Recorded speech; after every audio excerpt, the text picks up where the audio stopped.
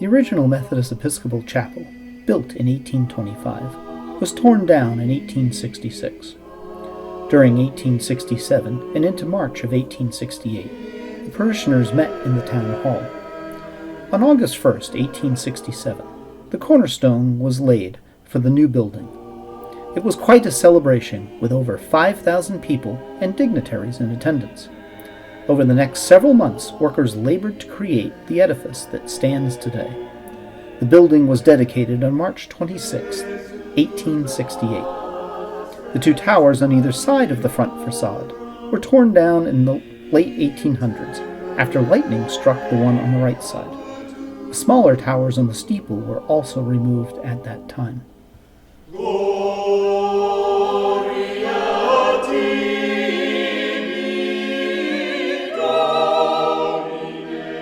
As we pass through the double front doors, we arrive in the narthex. The flame and cross Methodist symbol made by Harold Lincoln was made from an original beam salvaged from the 1975 remodeling. Staircase on both sides of the narthex lead up to the sanctuary. We are now ascending the left-hand staircase to the back of the sanctuary.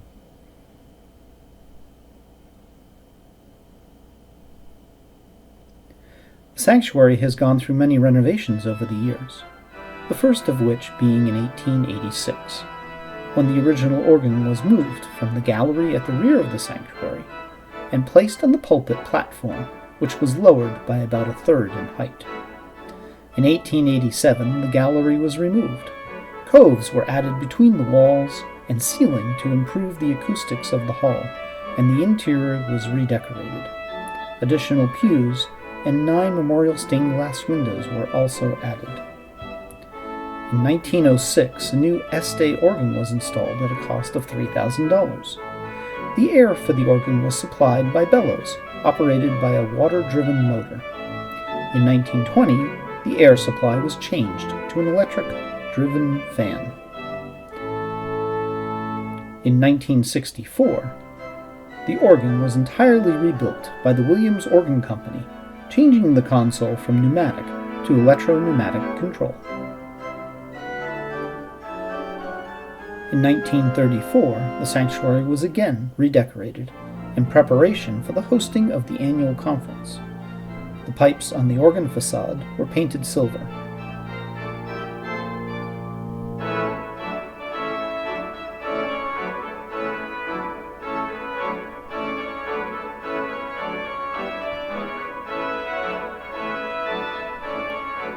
Above the current choir loft is one of the 2 murals that were added on either side of the organ.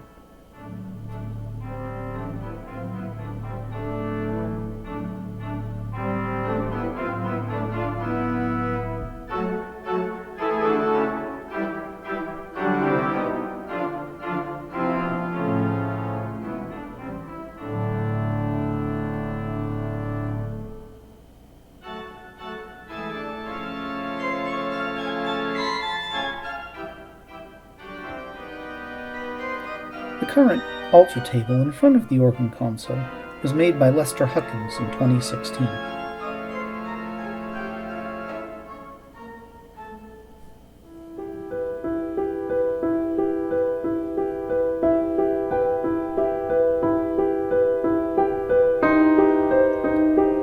The beautiful Steinway piano was a gift of Leo and Marjorie Olilala.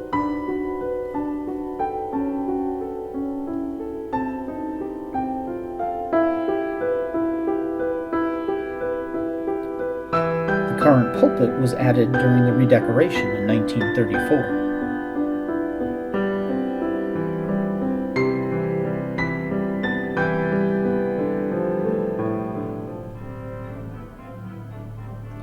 The organ was rebuilt once again in 1998 by the Fauché Organ Company. The old 1920s blower located in the basement was replaced with one added to the choir room. Layers of paint were removed from the facade pipes, and they were restored to their original stenciling and colors. The walls and ceilings were painted. The carpeting was replaced with new carpeting, and new lighting replicating the original gas fixtures was added to the ceiling. Here we are looking at the inner works of the organ. and the pipes that actually make the sound. Most of the facade pipes are for decoration only.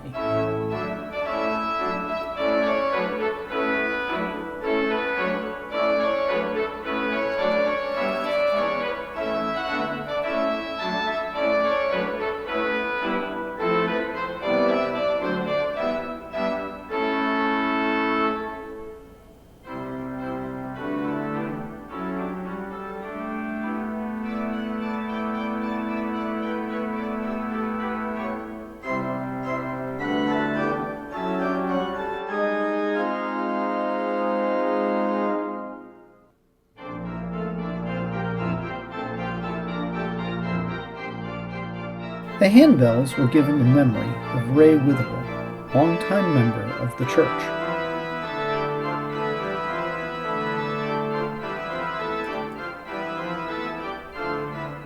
The mural on the right-hand side of the organ was also added in the 1934 redecoration. Both murals are oil paintings on canvas.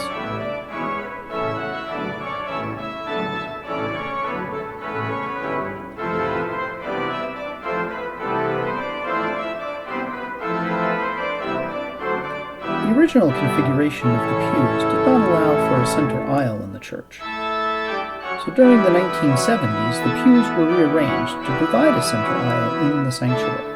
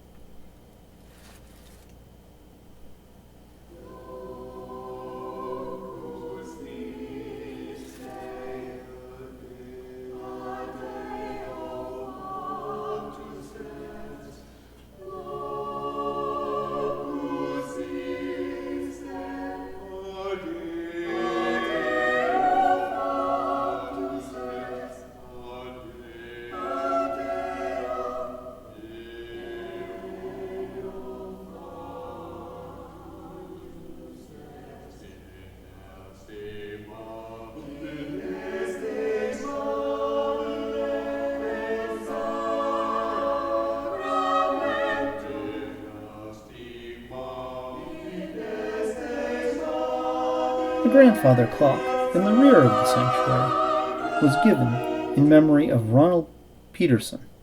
Ron served as a lay leader during the 1970s and 1980s.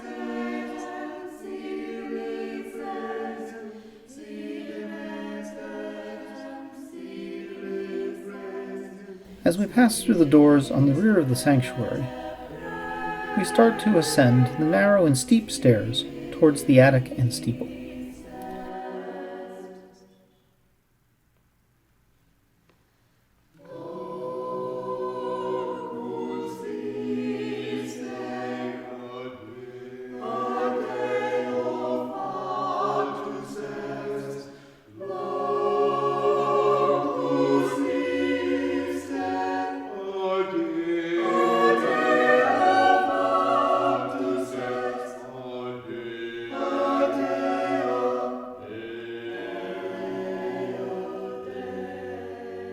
We first come to the landing.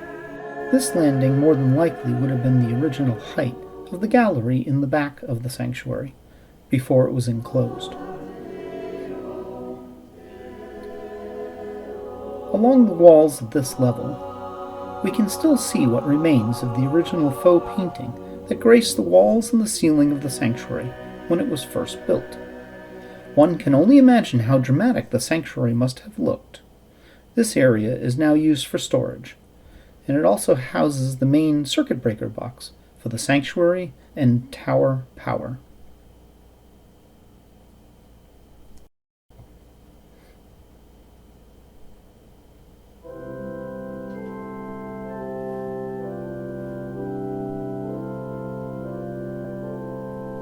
The stairs leading up to the attic and steeple are even more intimidating, probably also dating back to the late 1800s, when the gallery was removed.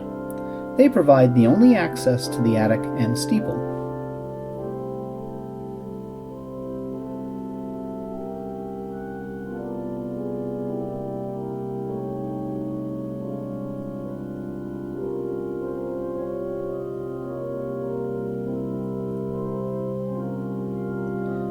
As we ascend the rickety staircase, we now get to have our first glimpse of the attic area over the sanctuary.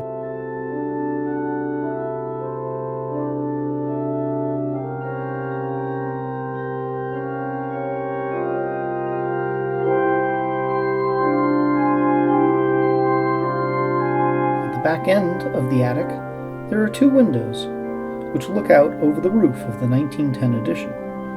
During the fire of 2016, the Rochester Fire Department had to open one of them to give them access to the attic and to help exhaust the smoke.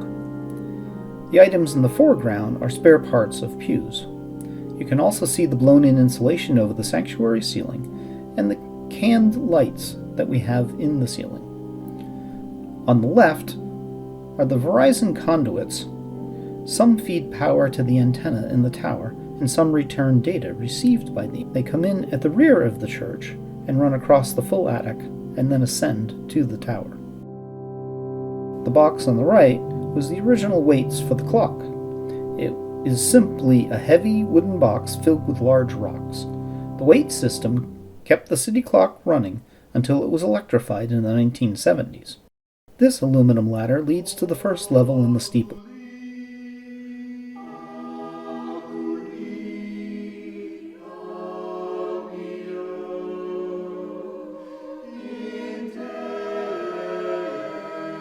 The Rochester fire alarm system was tied into the church bell and would ring out street numbers each time the fire whistle blew. After each alarm, a member of the fire department would have climbed the steeple and rewound the mechanism. It was disconnected in the late 1950s, when the insurance underwriters no longer required a secondary alarm system. Here we are now looking at the actual clock mechanism. The clock is owned by the city of Rochester and was installed in 1877.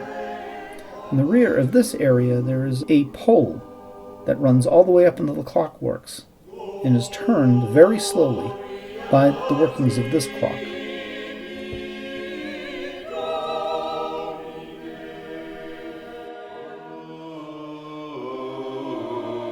Up one more level we can now see the louvers, which are visible from the outside, the bell, and the speakers from the old sound system.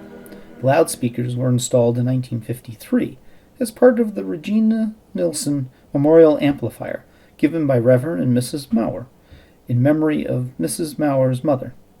For years, Christmas carols played on the organ were broadcast throughout the downtown area at noontime throughout this system. In later years, recordings were played up until the system ceased to function in 1968. To the left you can see some of the Verizon equipment and the wooden ladder that leads to the upper level behind the clock faces.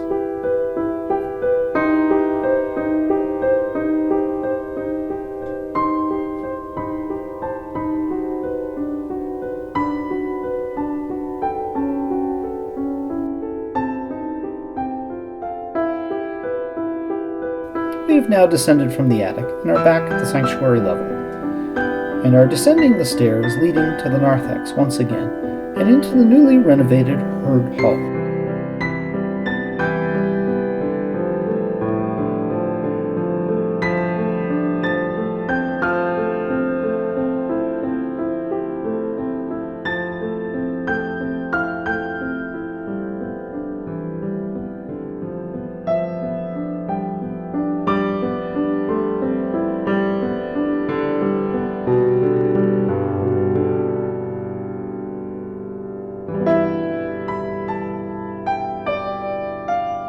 After the fire of March of 2016, Herd Hall and the old chapel area were completely renovated to enlarge the hall into a single space to be used for suppers, programs, and scouting.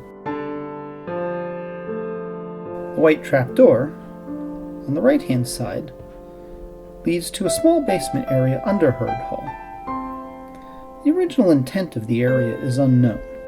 The white trapdoor here has been removed so that we may descend the stairs to see a little bit of that bottom attic.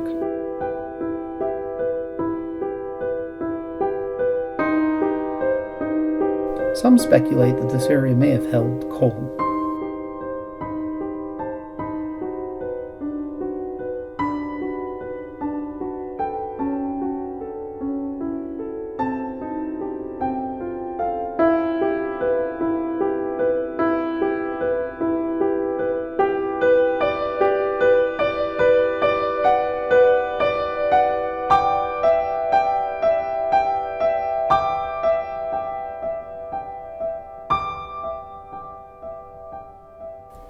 Back up in Herd Hall, we see the memorial establishing the hall in remembrance of Wes and Angie Herd, longtime pillars of the church.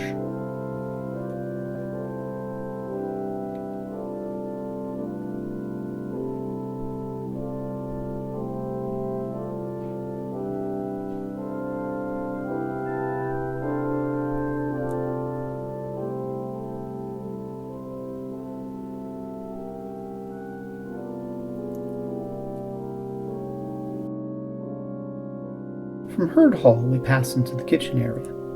This area once contained the coal furnace that heated the sanctuary. The furnace was removed in 1948, and this area was converted into a kitchen during the 1975 remodeling.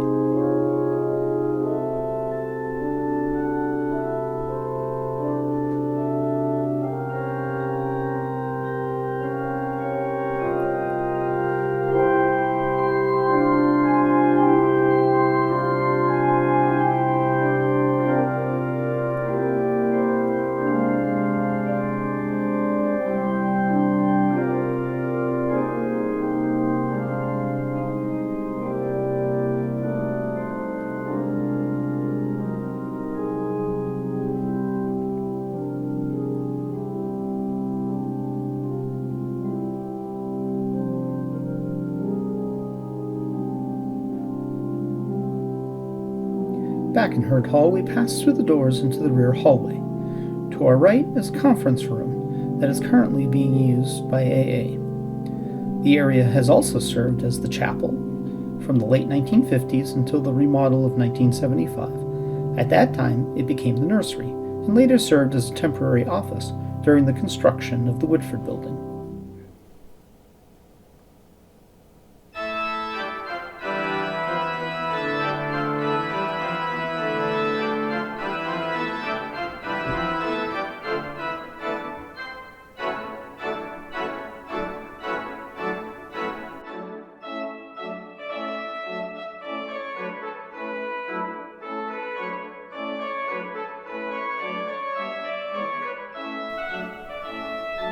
As we walk past the door to the kitchen on the left and the door to the pantry on the right, we enter the 1910 addition. This addition added a kitchen and bathrooms on the first floor and a choir room on the second floor.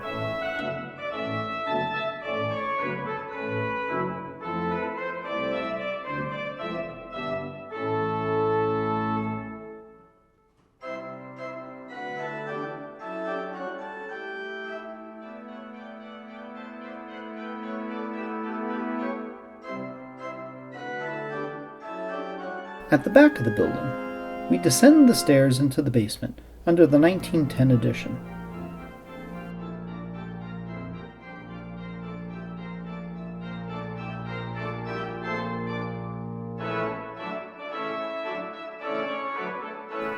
The small brick room with the door holds the connection to the water and sewer pipes. The soup kitchen stores its non-perishable foods down here.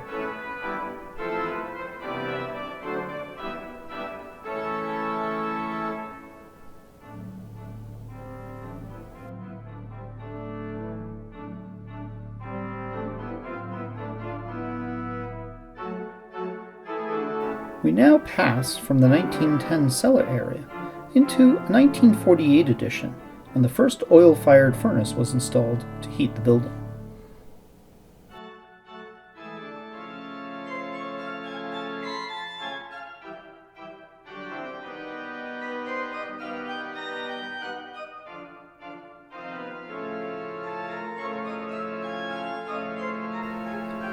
As we enter the furnace room, note the water heater on the right. This water heater provides hot water to the kitchen and bathrooms above. Just beyond is our brand new furnace installed in 2017 and funded by the generous giving of our congregation. This furnace replaced 3 hot water boilers from the 1980s. The large hot air furnace to the left is the current heat source for the sanctuary. Back upstairs, we are now walking towards the stairs leading to the choir room.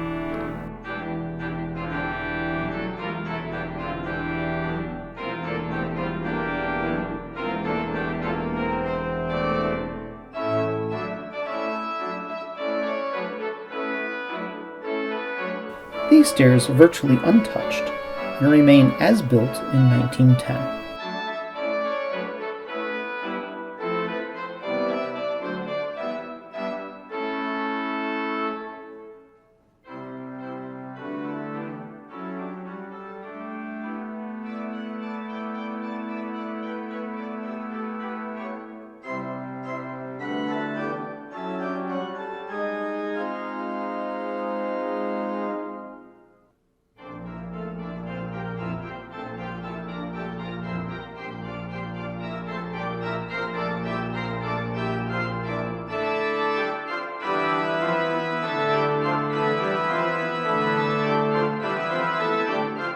Past the coat racks, where some of the choir robes are hung, we see the stairs that lead up to the platform in the sanctuary. The choir room also serves as the office for the director of music.